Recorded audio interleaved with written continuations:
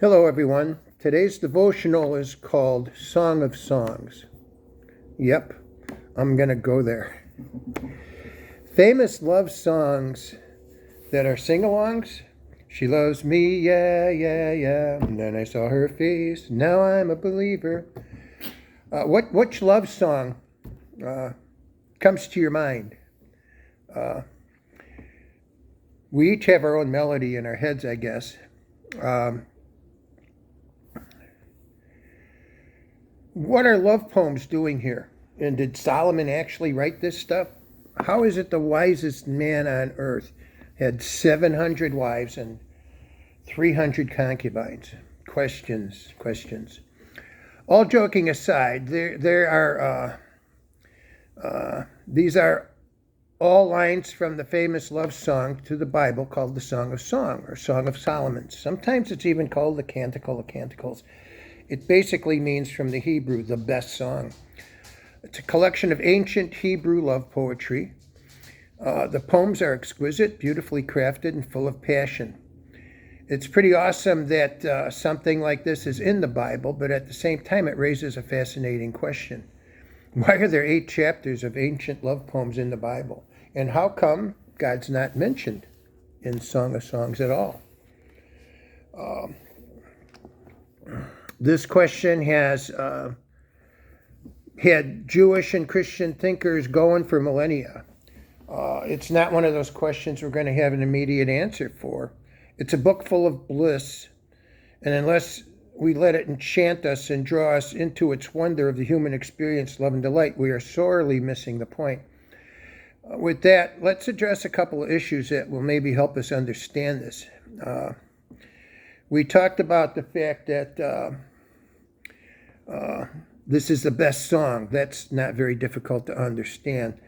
But the next part of that expression in Hebrew says to, for, or by Solomon. That's intriguing.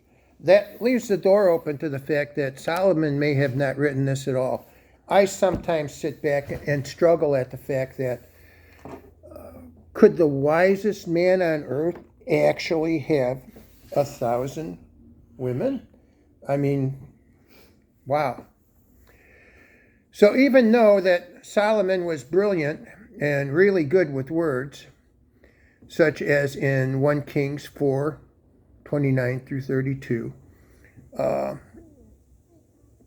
his opening line doesn't necessarily mean authorship, as though Solomon himself wrote the poems. In fact, he almost certainly did not write the book, given that the speaking voice is mostly that of a young woman. When he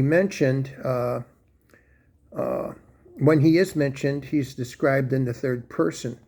That would be like in Song 1, chapter 1, verse 5, chapter 3, 7 through 11, chapter 8, 11 through 12. Additionally, Solomon is simply an odd candidate as the book's author. The poem celebrates this undying love between a man and a woman. And did the guy who had 1,000 lovers write it? I don't know. I guess we won't know till we get to heaven. He loved to write. Solomon loved to write, collect knowledge in all sorts of areas. Song of Songs is written to us to celebrate sexual love of humans in a biblical manner. And it is one of the gifts God gave us. And that in itself gives it its place in the Bible because it shows us that sex with the right heart is perfectly fine, and it's something God wanted to give us as a gift and a joy. Certainly, if you think of the human experiences that fall under living well, the relationship of marriage would definitely make your short list of really important things to learn about. Another noticeable feature of the book is the pervasive use of garden imagery. My beloved is to me like a cluster of henna blossoms in the vineyards of En-Gedi.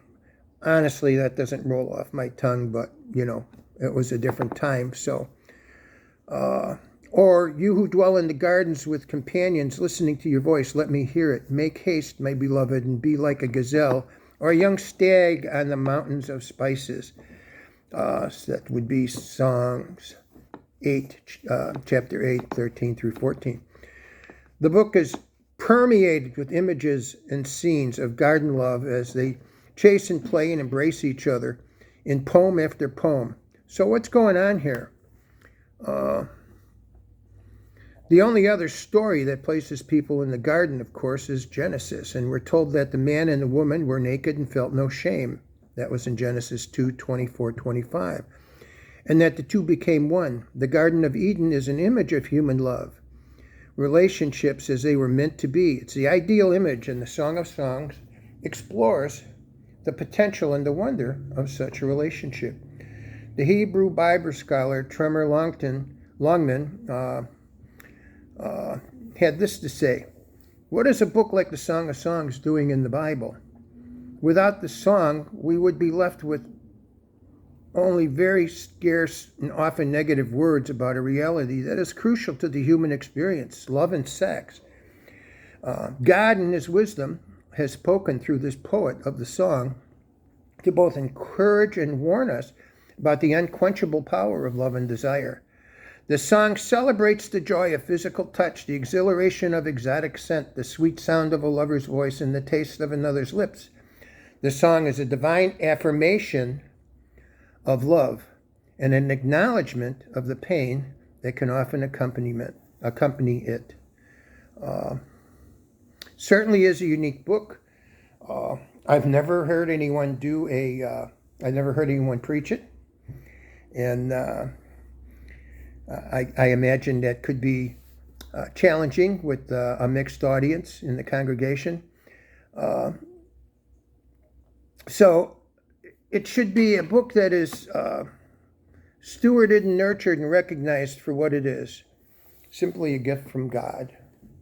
And I guess we can ask Solomon when we get there if he actually wrote the thing.